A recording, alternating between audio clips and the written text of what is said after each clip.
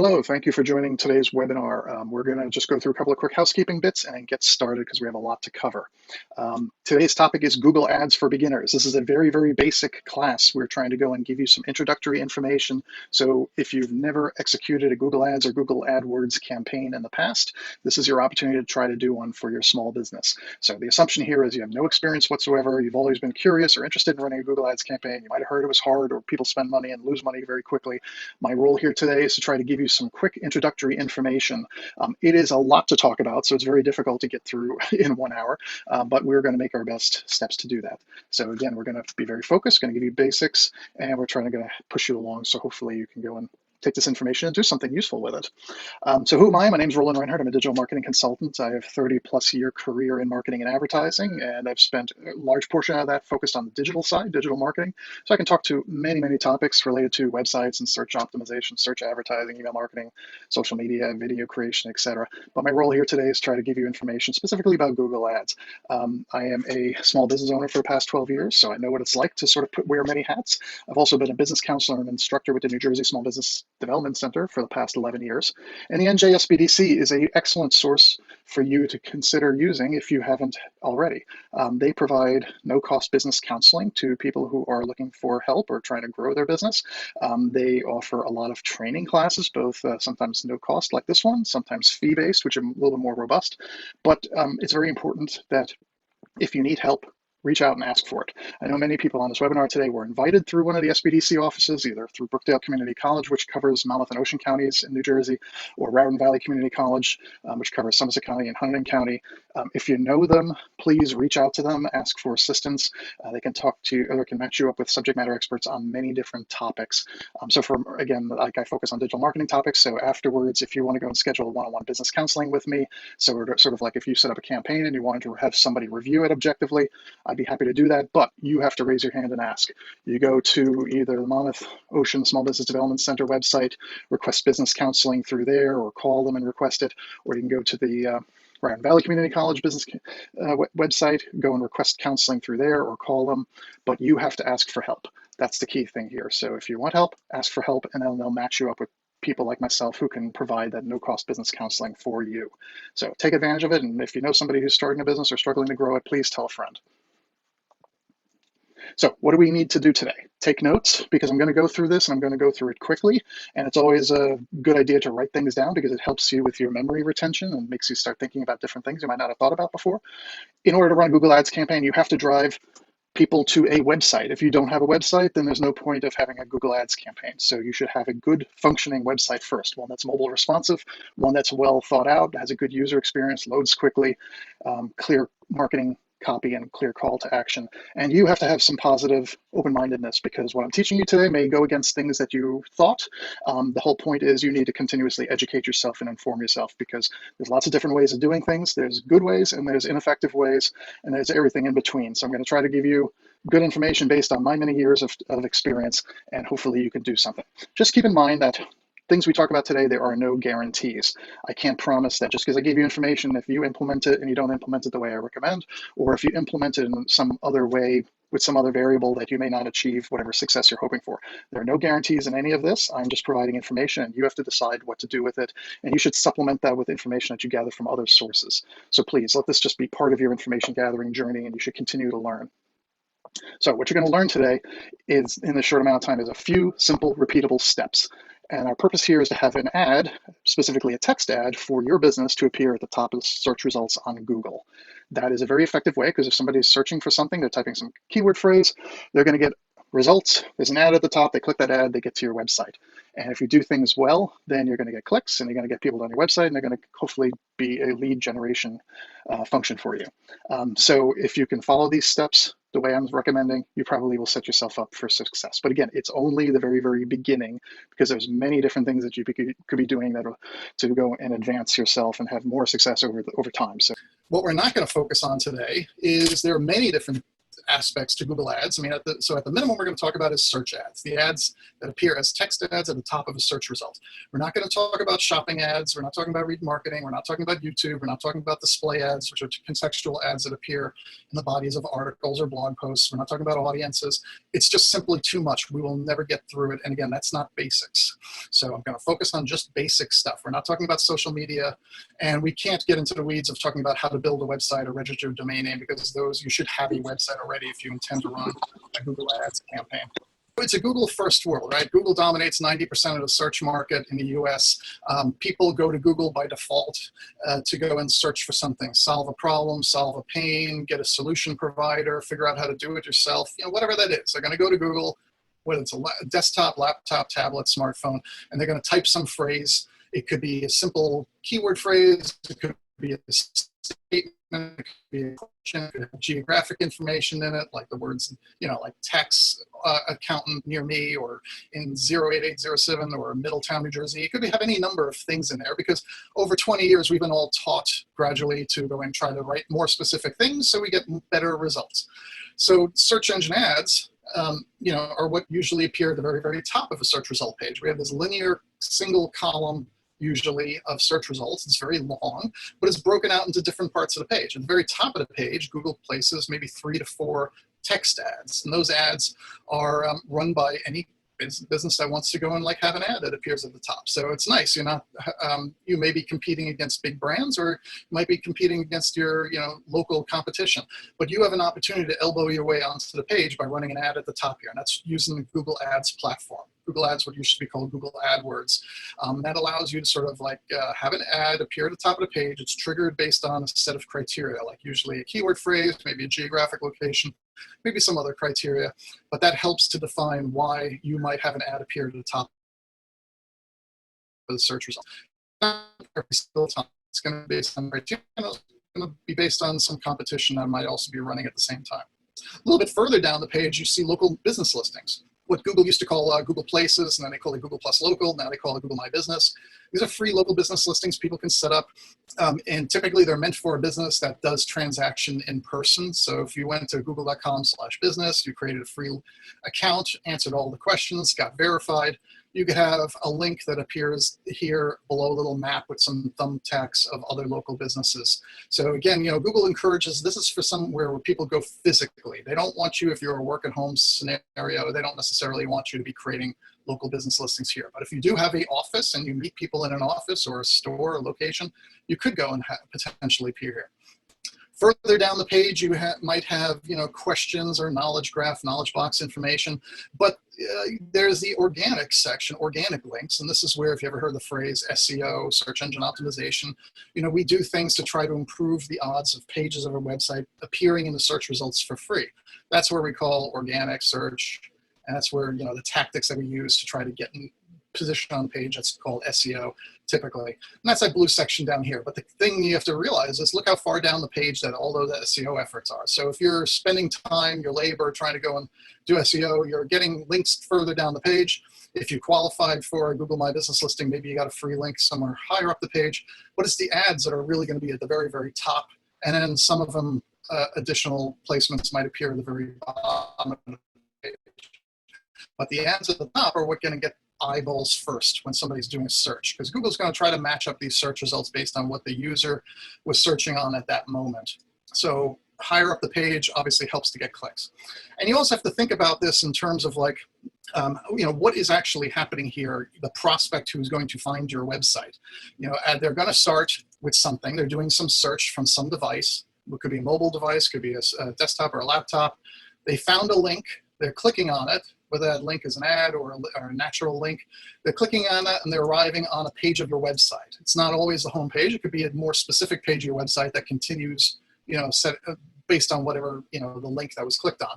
There's a landing page in turn, if people like what they see there, and if you're do it well, if it's competently written, if it's persuasive, if it has enough information. Maybe a person might, read a testimonials page to confirm that you do this well for other people. Maybe they'll read your about page and your bio to see that you have credentials and the history of being able to do it well, being qualified to do it. Then once they sort of assume that information, they're going to say, okay, I'm going to go and contact you, or I'm going to go and hit the back button. If they liked everything and they want to contact you, they're going to do something like, right, fill out the contact forms, successfully submit it, get to a thank you page, or they're going to click to call, or maybe they're doing something else, like, maybe they're signing up to add to their email newsletter, or signing up for a webinar that you're giving, whatever it is. But you're starting with, they don't know you, they clicked on a link, they arrived on your website, you have just precious seconds and maybe just 1 or 2 minutes to convince them to go and hire, have a conversation with you, to hire you. And if you did that successfully, they will connect with you somehow so you can take it to the next step. So, what is Google Ads? A text campaign that we're going to set up, and Google's definition is it's an online advertising program. You can create ads to reach people exactly when they're interested in the products or services that you offer. And that sounds great, right? But you have to do it in a way that's going to make sense, that you're not wasting money, that it's going to be targeted well, and that you're going to get the right type of potential prospects to your website. You don't want to just send anybody to your website, because it costs a lot of money and won't necessarily be relevant. We want to try to refine it as much as possible. So the pros to this is, yeah, it's easy to get started. Anybody can create an account for free. It doesn't get activated until you provide a credit card, so then you're going to start paying. You have a variety of targeting options to go and try to get your ads to appear in front of the ideal type of prospect. You can quickly turn things off if you need to, go away for a vacation or whatever. And if you're coming back on, turn things back on right away. So, and it can also be a good way to generate leads rather quickly. But the whole thing is, you don't want to set it and forget it. It's something you should be paying attention to. Initially when you started, you're going to be checking it every couple of days. Then you might be checking it every week or so. But you have to pay quickly, and you're a good steward of the account, and you're well, and setting it up for improvements over time. If you're not careful, you can certainly go and lose money, and that's where people who've tried Google Ads in the past and then they just complain and badmouth it. They say that it didn't work, but they don't explain why or what they did and what they didn't do in order to make it potentially work harder for them. So that's what I'm going to try to do today, is just give you a couple of quick tips. Get yourself started and make sure you put in some safeguards and in place so you don't have a bad experience. So to get started, you need to decide, what exactly are you advertising? Services are a lot easier, especially for a text ad. So, if you're an accountant, if you're a physical therapist, if you're, clinical nutritionist, if you're a landscaper, whatever, these are typically service-based businesses. And it's a really good example of what you could put in the search results, and that are going to be searched on by some specific keyword phrase, and a link appears and somebody clicks on. And you have to have a website that's ready for it. If you do not have a website, do not run a Google ad campaign. It really doesn't make any sense then. You don't send them to a Facebook business page or a LinkedIn business page. You send them to a website that you control. That's the smart thing to do. Otherwise, it's going to be a waste of money and a bad experience for everybody. You need to choose a few keyword phrases that are appropriate for the service you're offering. So you can advertise as many services that are appropriate for your business. If you're an accountant, you might have, like, we do tax return preparation, we do tax audit representation, maybe we do some estate planning, maybe we do some other things. So you create different pages of your website that talk about those different specific things, and then you choose keyword phrases that are respective to that. So you keep everything very, very specific. I'll show you an example in a moment. You also have to write some text that appears in your ads, because an ad has words, right? It has a title, has some descriptive text. That's what's going to convince someone to click on that ad to go to your website.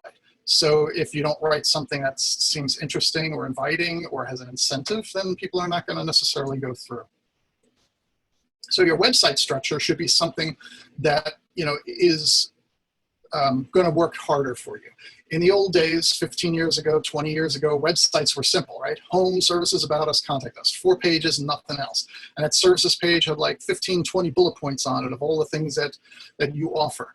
That is completely useless these days in terms of getting found in the search results, because there are too many tens of thousands, if not hundreds of thousands of competitors already that exist. And you got billions of pages that are being indexed in the search results. And why should your simple little website with 4 pages ever be shown in the search results? That's where, if you're doing some SEO, you're going to go and probably build a structure that's more like what I'm showing on the screen, where you actually go and have different unique pages for different topics. And this helps you when you're doing your planning for running a Google Ads campaign, because if I'm going to do something about tax return preparation, I'm going to run an ad that talks about tax return preparation. Is going to be triggered when somebody types the keyword phrase for tax return preparation. I want them to come to a landing page that's all about tax return preparation. I don't want to send them to a services page with 15 bullet points that, tax return preparation is the 13th one down the list. That does not impress the prospect, and they're probably going to go and click the back button and go somewhere else.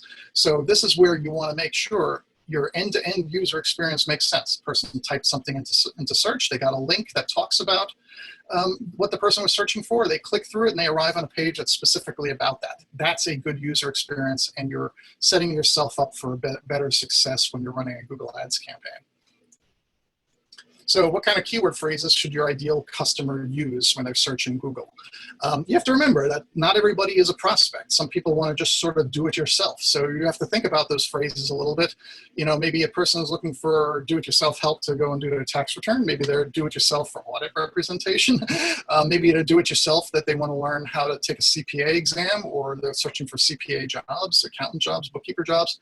You don't necessarily want your ads to always appear in those type of searches, because that's not the ideal type of customer you want, right? Because those are people who are looking more selfishly for themselves, but they're not actually having any kind of intent to hire you. So you want to think about the keyword phrases people are typing to find a service provider. So if somebody's typing for a small business accountant or small business bookkeeper or bookkeeper for that more likely that person is looking for a service provider. So choose words like that you're going to use in your campaign. You don't take simple words like accountant, because that's way too broad. It's not specific at all.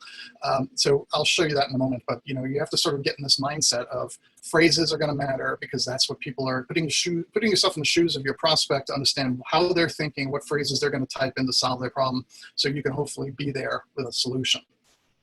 So we have to prepare these ads.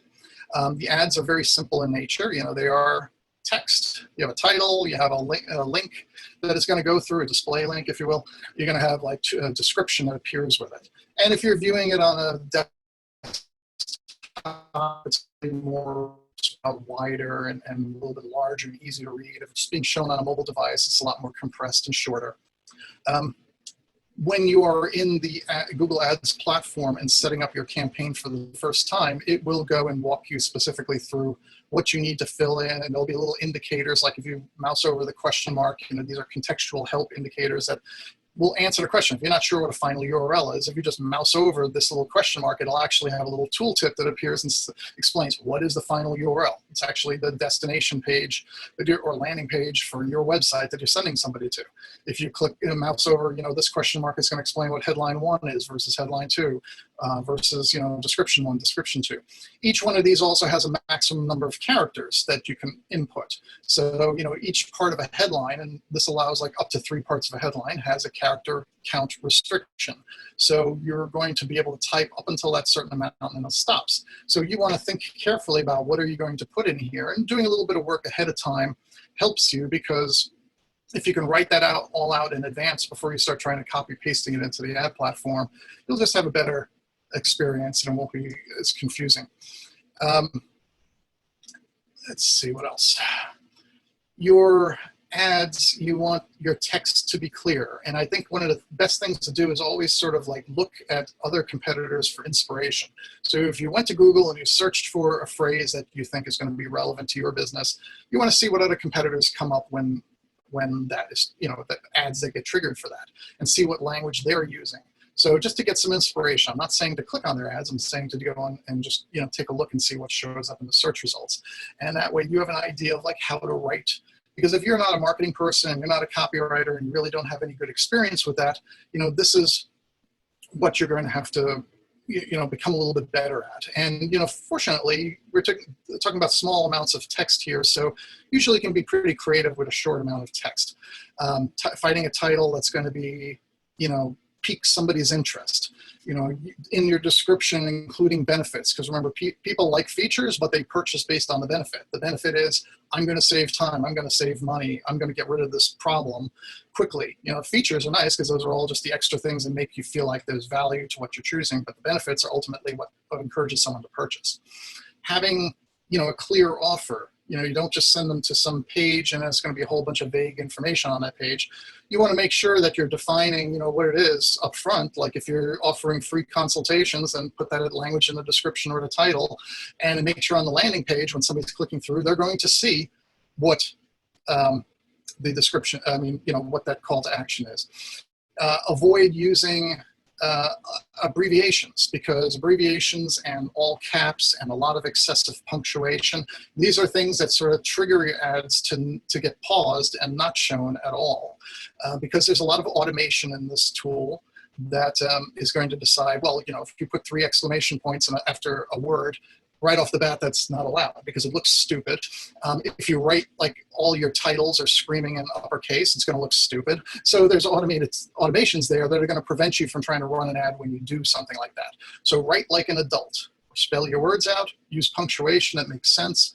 Don't be excessive, don't try to be gimmicky, and then you'll have a better chance of success. And again, if you sort of look at other examples of live ads, you'll probably get a good idea. And then also, Google has guidelines out there. You can easily go and do a Google search, acceptable Google ads or Google ad guidelines. You can easily go and find all sorts of information about what's acceptable, what's not. Type of topics that you're allowed to run. Like you're not allowed to run ads promoting, CBD and marijuana or prescription marijuana, and there's a lot of pharmacy stuff that's not permitted.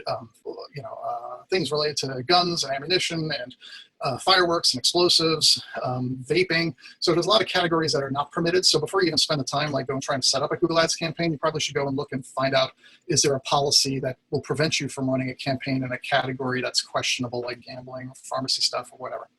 So with that said, we're about 12:27. I'm going to punch through, taking you through some steps, specifically how you create your first campaign in Google, and then we'll open up to questions at the end. And thanks, I see some people are beginning to submit things in the chat window for questions, so good.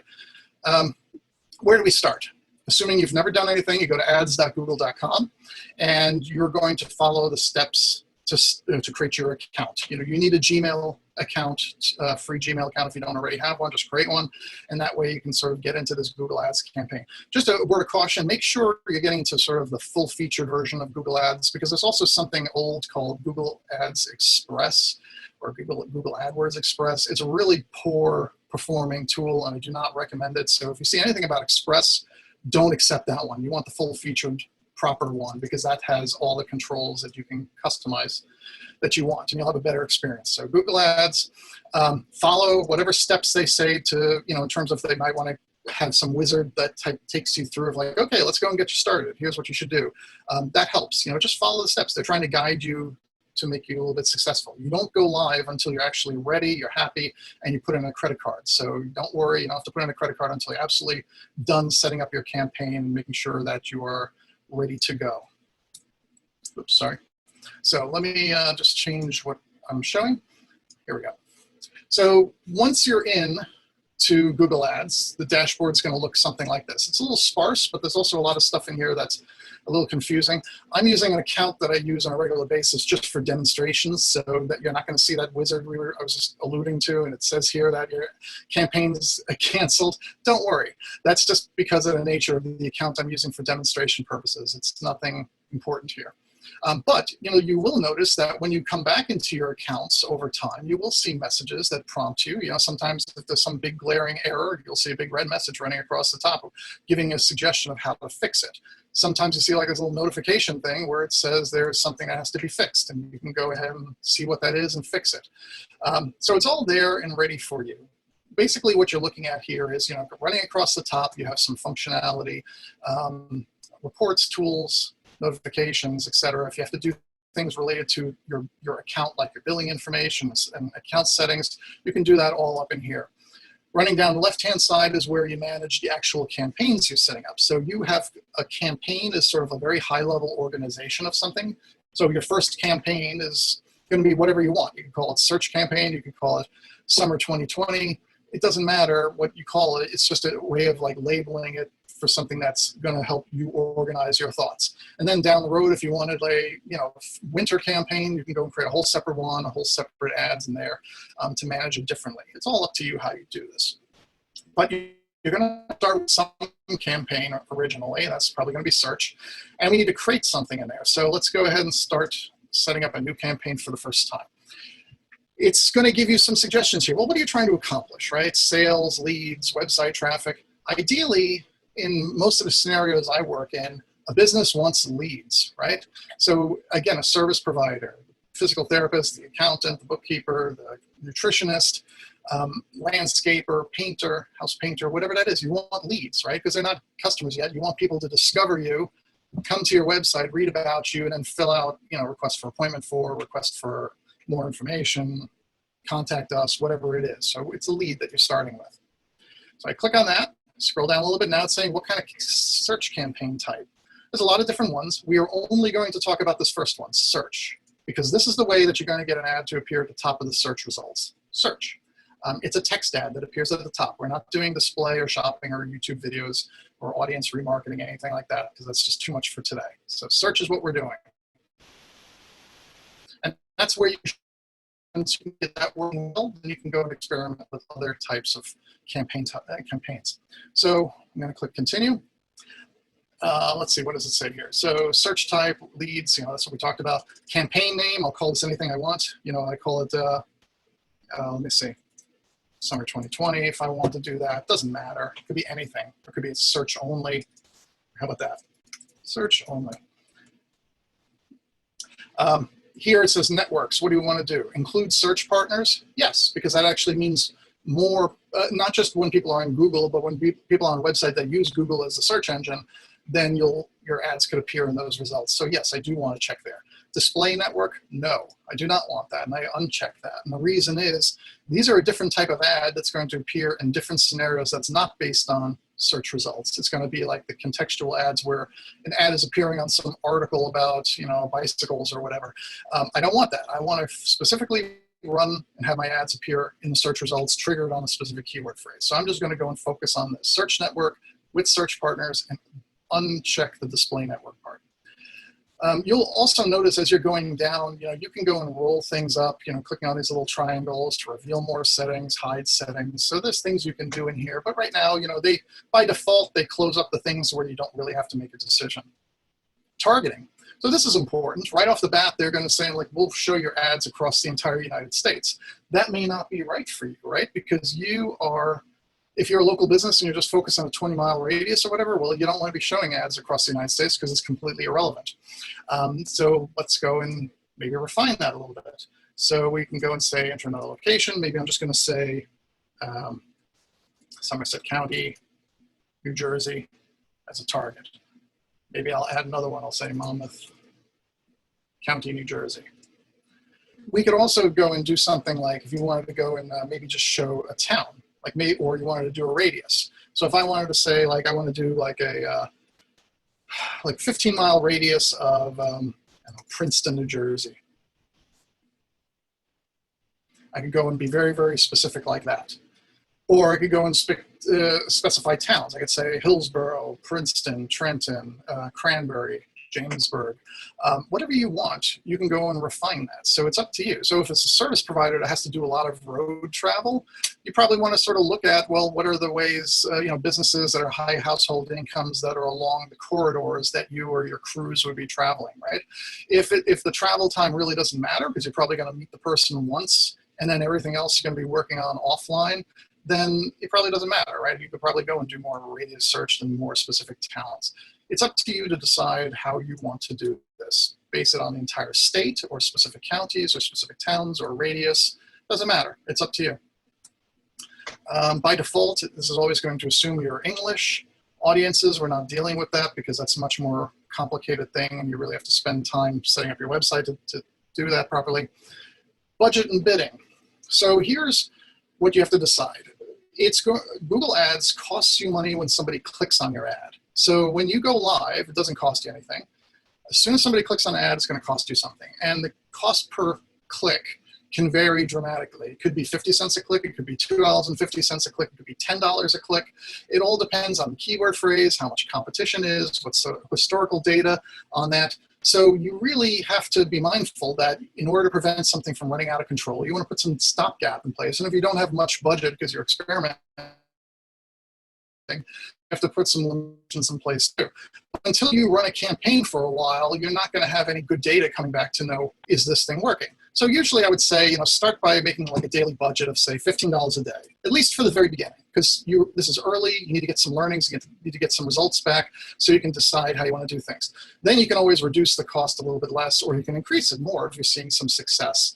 Or if you wanted to spread this out over a month, then it's like, okay, well, if I have 30 days in a month, let's say I have a $300 budget, that's the most I can spend this month. 300 divided by 30, that's 10. So my daily average spend, I would put 10, right? If you wanted to do something like that. But you got to put something here. Don't put $2 because that's just stupid and you won't get any results. You'll have no useful information. You got to spend a little bit up front to sort of start getting some feedback to figure out how is this working.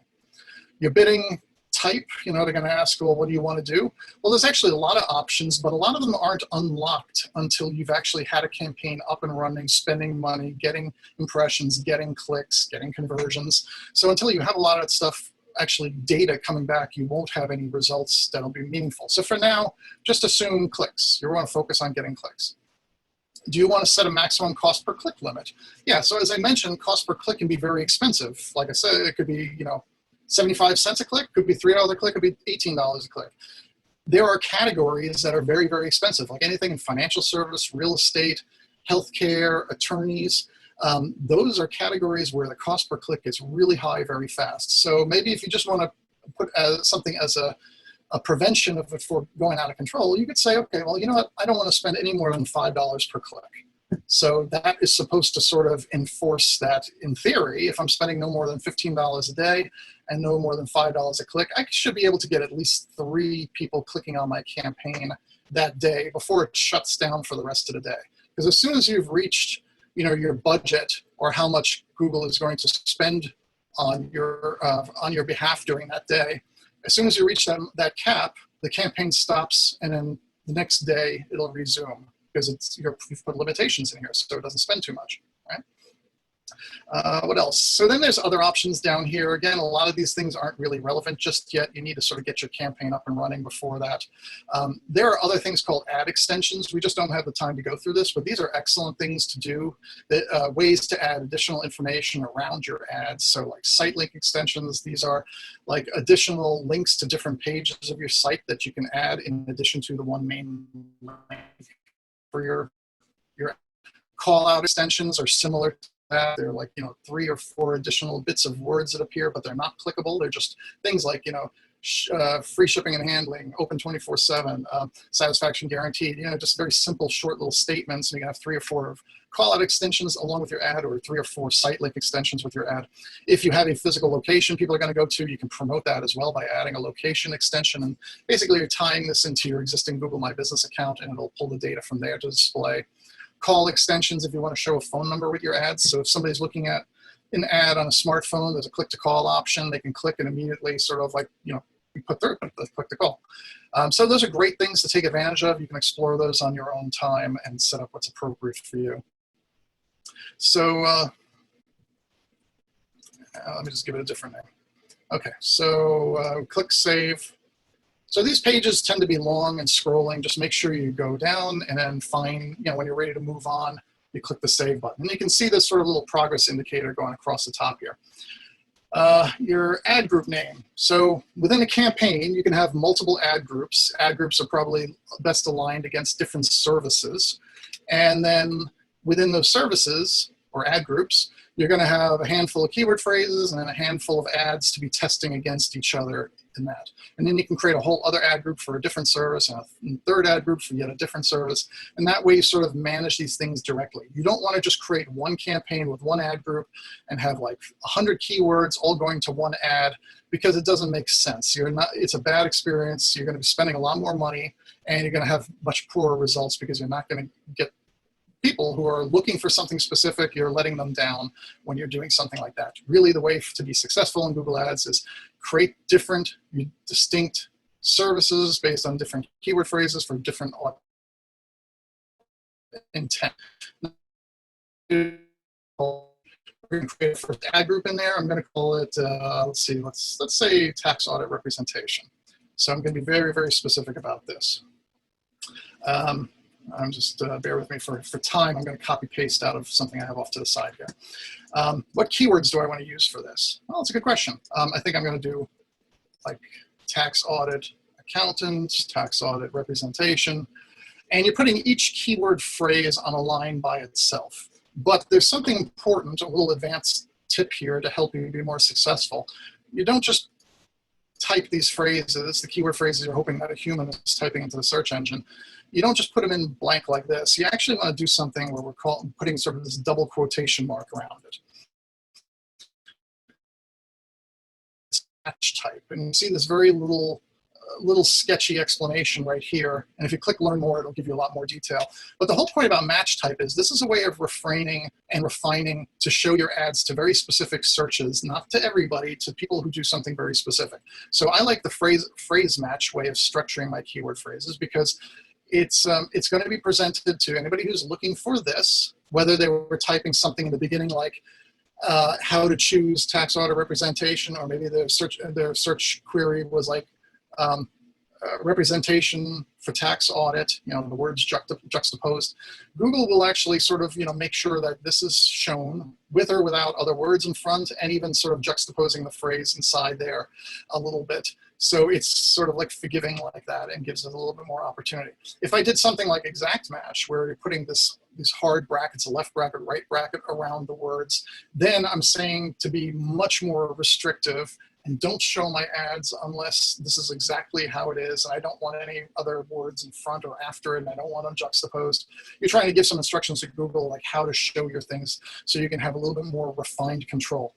Now, the problem is Google also makes a lot of changes over time, so they try to be a little bit more restrictive or a little bit more forgiving about singular versus plural, and if there's like, the word the in there, or a or for, so they may be, swapping things out.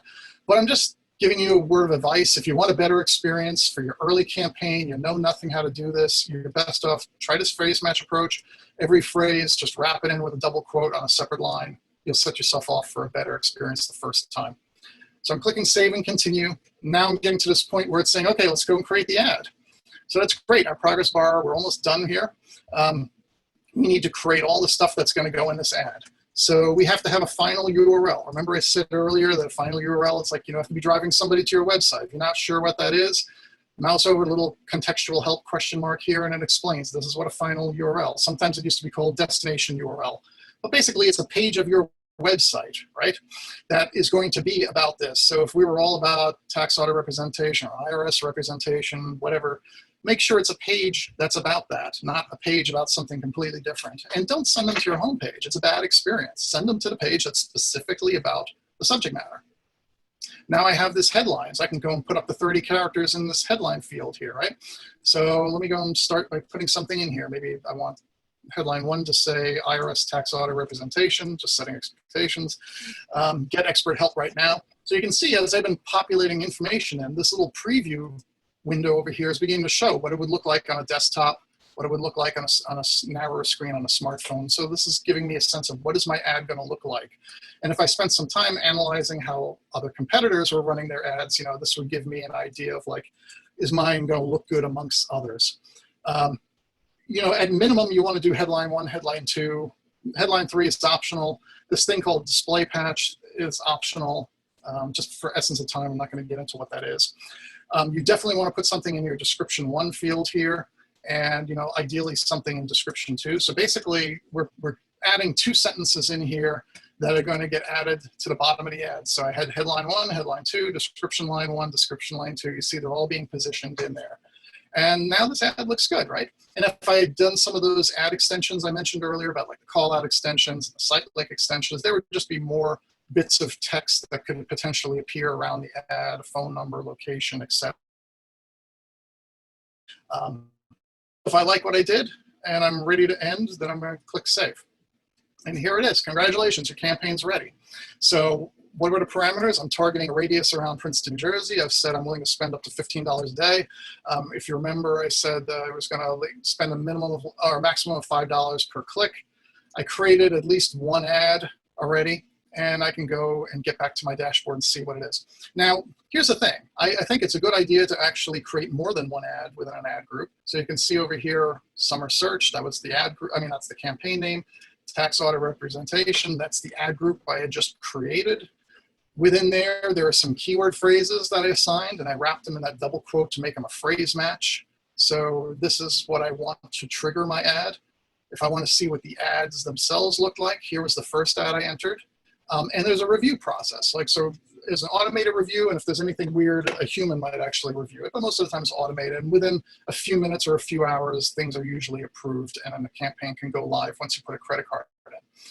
I like to run more than one ad at a time to learn. So it's like in market research, you have A/B testing, creative A versus creative B, let them run at the same time.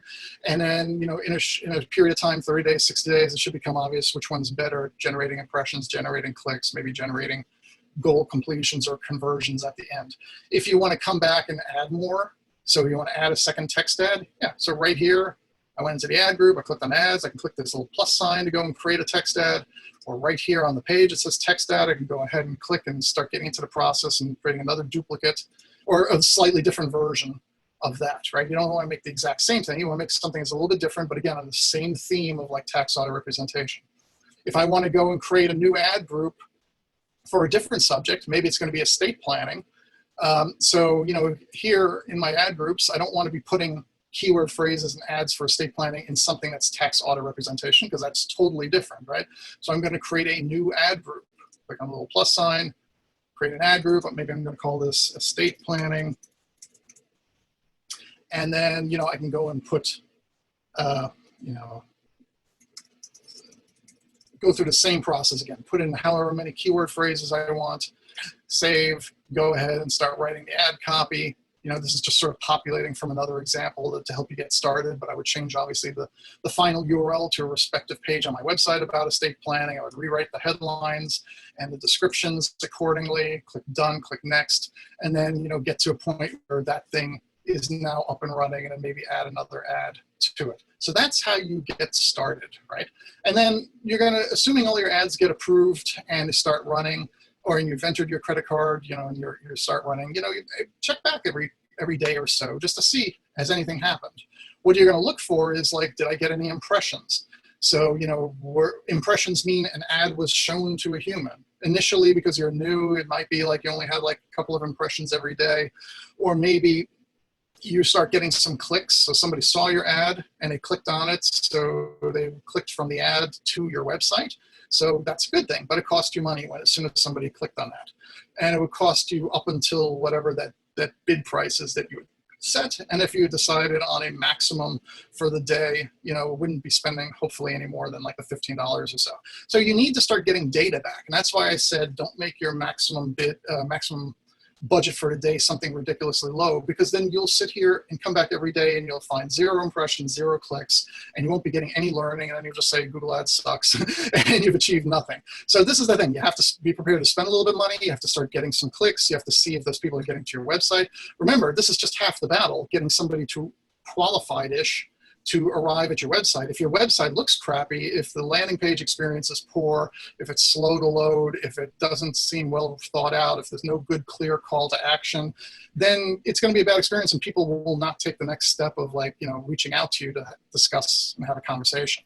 So that's the important thing to understand. Your ad campaign is great, but if your website isn't really up to snuff, it's not going to be working hard for you. So with that said, I know that's a lot to take in, but we're like 12:51 now, so I have to open it up for questions. Just a few thoughts for the future. Once you sort of get there's plenty of resources out there that are free. You can go on YouTube or do a Google search, Google Ads campaign or Google Ads campaign for beginners or whatever. You can certainly teach yourself a lot of this stuff. It's not rocket science and it's not magical. I just have the benefit of having done this for 14 years. So, but you can go and get these answers yourself. You just have to do a little research. And then eventually you can grow that and make it a little bit more, robust. So the things you learned, how to create a campaign, how to go and create an ad group, choose your targeting, create at least 2 ads in each ad group, so at least you have 2 ads that are playing against each other. Put a handful of keyword phrases in there, maybe like 3, 4, or 5 if you can come up with them. And then just each ad group should just be a completely different topic. So that way you can sort of manage them all individually. You want to go and make sure you put in some of those parameters that help to go and prevent you from having a campaign that runs out of control.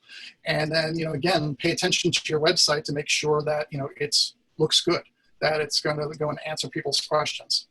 So with that said, let me answer your questions. If you want a link to the recording, do us a favor before you get off the phone, the webinar today, go to this website, thankyouFeedback.com. It's very simple. Just all you got to do there is just go and answer questions. It's just going to ask, what did you watch, and what were your thoughts about it? So that way we get some feedback. So again, thankyouFeedback.com. And questions. I'll just quickly look at the chat window because I know a couple were submitted. Thank you, Roland. Yes, there are questions in the chat. So if you could just answer those, that'll be great. And I do want to mention to everyone that this webinar is being recorded. Also, I forgot to mention up front that we do provide counseling. And basically all that means is that you can schedule an appointment one-on-one to meet with Roland, and there's pro bono. There's no charge for that. Of course, that would have to be approved by the director. Okay, Roland. Yep. So as Ernie was saying, if you're in Monmouth-Hunterdon County, go to mosbdc.com and request counseling. Click on that link. Or if you're in Somerset or Hunterdon, you can go to that respective website and click on the request for counseling link.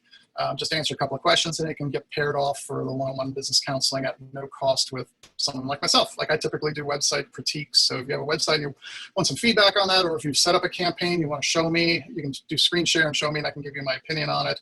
We're not selling anything. We're just here to help. So with questions, some of the things I saw here was, let's see. How do you find the URL for the landing page? That's your own, Peter, thank you for the question. It's your own website, right? So it's like whatever page of the website that you want to send your traffic to. So if it's a page about constructing prototypes or helping with, invention help and assistance, if you have a specific page of the website, then that's your landing page, right? So thanks for the question. VA, I'm not sure who that is. Why would you want to disable display network marketing? To reduce your cost, or is it because that is not as targeted as one would like? What I was saying before was we were trying to go and get our ads to appear at the top of the search results. That's not display network. So the search results are literally this. I had a slide earlier in the deck, but tax audit representation. So these ads that say ad appearing at the top of a Google search result, that's where we want to get our ad to appear. And that's why we just turned off display network, because that's something different. And because you're not managing it the same as you would be managing the keyword phrases. So it's just something, if you want to go learn about it, just go and Google how to use display network. But professionals typically avoid that initially. We start a campaign doing search specific, and then when you get that good and working well, you can start layering in other targeting types. So thanks for your question. Here's a question from Peter. Do we pay less when we target less people? Parentheses, local rather than national. It's about relevancy, right? So if you are a local business, like a landscaper example or the accountant example I was describing, you want to target smaller radius or specific counties or the whole state, because that's more relevant. It's more likely you're doing business locally like that. Obviously, if you could be working remotely across the country with anybody, then fine. Run your geographic location nationwide. It doesn't matter. But the wider the net you cast, the more impressive. And the question becomes, will some of those people be hesitant about wanting to hire you because they're afraid of having, they're in California, you're in New Jersey, they're afraid of a long distance relationship for whatever. You get people who just get strange reasons for things. So you don't know for sure. It's up to you. It's certainly worth testing. I usually start very local with businesses that I work with, just focus on a local area before expanding the radius or expanding the region. So excellent question. Thank you. Randy writes, options for landing pages. I'm sorry, I just don't understand what that means. Maybe you can submit the question again. Ginger, can you enter a combo of exact match and phrase match? How do you know what each click costs? Okay, so the first part, when I was showing you that example of I'm typing in each keyword phrase on a row by itself. Yes, you could mix and match if you want, but you really need to know what you're doing. You should be more experienced before you decide how to do that. I would say as a brand new beginner who's never done this before, pick one match type and stick to that. Learn how that's performing. Maybe do some research to read about, in the Google support section, what the differences truly mean, and then you can experiment with adding a different match type. The second part of your question, Ginger, how do you know what each click costs? You really don't. There is a planning tool built into Google Ads that makes a suggestion of what a keyword per click cost is, but it's always grossly wrong, because until you actually run a campaign in a real world setting based on the parameters you've defined, you really don't get an accurate answer until that happens, and until you're generating impressions and you're generating clicks. When people are clicking on your ads and money is being spent, then you're going to be getting data coming back in the dashboard that's going to tell you that. And then you'll sort of be figuring out, wow, that seems like a lot, or it seems like a little, or there's more refined ways of managing that as you get more experience. So thank you for the question. Mark, would you recommend a small business do SEA or SEO first, or do both simultaneously? So SEA being search engine advertising, SEO being search engine optimization. I always recommend do SEO first. If you're building a website, make that foundation as solid as possible, because whatever you're doing from SEO to try to optimize individual unique pages for keyword phrases to appear in the organic search results, those landing pages, or those pages, are actually going to be great landing pages for your search advertising campaign. So I always say do SEO first, get that working well. Then maybe for some specific phrases that you're just having a hard time to get traction on, then maybe run carefully planned search advertising campaign for that. Thank you for the question. Carla said, thank you, Roland. Thank you, Carla, I appreciate it. Dina, are there any sources where you can find costs associated with each keyword? Like I said just a moment ago, no. You have to run a campaign to really get real world data as it pertains to your account. What would be the minimum recommended time period to run a test ad and minimum price recommendation for the ad and keyword phrase? It's too difficult to answer that question, because it's going to depend very dramatically on what industry you're in, what type of keyword phrases you're using, how new your campaign is, how competitive that marketplace is. I know it sounds like a vague answer, but it's like, that's the truth. I really can't even make projections on legitimate things that I'm managing for myself, because every tool that I use gives me wide range. If different tools give me a lot of different wide-ranging thoughts, and then until you actually run the campaign, it's just, you won't really know what's accurate. So you have to just run the campaign to see what's going to work. And as far as a period of time to test, to have significant results. I mean, obviously a statistician is going to say, well, we have to have a universal size of this, and to be statistically significant, we have to have a plus or minus 5% confidence, blah, blah, blah. The average small business owner is going to be like, what the hell are you talking about? Give me a number. So if you want a number, say, hey, run it for 30 days, see how it works. It sort of has to be, it's a combination of, like, if you only had like 10 impressions and 3 clicks, that's not going to be a good result. And if you only had 10 impressions over the course of 30 days, then you're doing something wrong. It's either your bid price is too low, or the keyword phrase is too weird and obscure, and there are things you need to do to sort of try to get more impressions so you can generate more clicks. Let's see. Needham, thank you a lot for good information. Thank you, I appreciate it. Judy, once your budget for the day is met, does that ad shut off? Yes, as I said before, if you set that you wanted your budget for the day to be like $15 or $10, in theory, that's when Google's supposed to stop spending money. But Google has a little caveat where they'll say, like we could go and achieve the results we think you want, we might spend a little bit above that. So it's in theory, it used to be like plus or minus 10%. Now they sort of claim that they might spend a little bit more than that if they think it's on your behalf. But ideally, in a real world, once you've spent $15 for the day, if that's what you've defined, and you've had a number of clicks that add up to about roughly that number, all your campaign should shut off for the day and restart tomorrow. So excellent question, thank you. I know we're just about done. Ravi writes, most people I know use ad block on Chrome. How effectively advertise to those who use ad blocks via Google Ads? I don't know.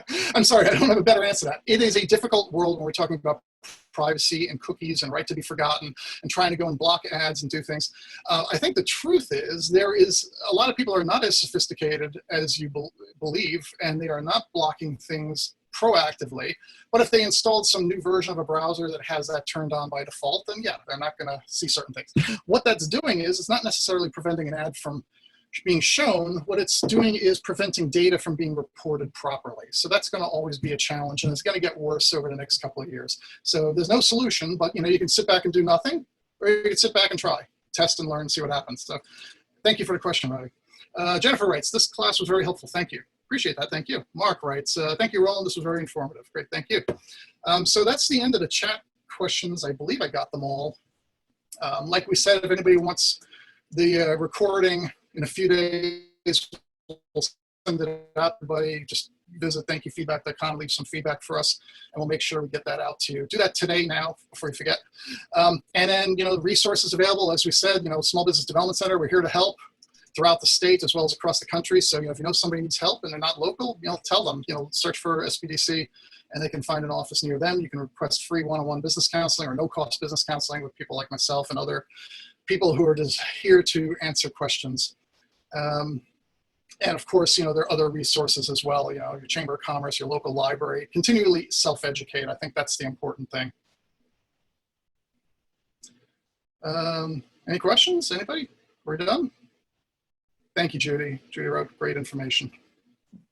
I just want to thank everyone for attending. And again, if you have any questions, please give us a call on the main line, which is 732-842-8685. Of course, we're working remotely. And Maggie, do you have anything to add? Or no, I was just glad to see a lot of clients I've spoken to on the call today. So I'm glad, and I hope they got a lot out of it. Okay. All right. Thank you, everyone. I appreciate you taking time today. Please, if you can, help a friend out and stay positive. We will get through this. So good luck, everyone. Right. Thanks. Good luck, everyone.